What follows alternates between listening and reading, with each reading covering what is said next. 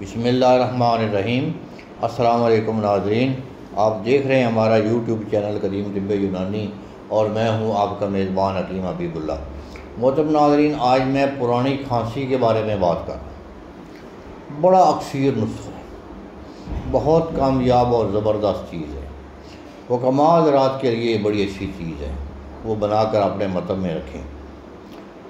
نسخہ یہ ہے کہ سجی سیاہ 2 تولہ گنڈولیاں، آج اسے کٹائی خرد بھی کہتے ہیں، اس کے وہ ہوتے ہیں، پھل ہوتا ہے، گنڈولیاں 14 عدد، ان کو باریک کر لیں، باریک کر کے دونوں کو ملا کر 7 کلو اوپروں کی آگ دے دیں تو یہ سیاہ رنگ کی دوائی تیار ہوگی۔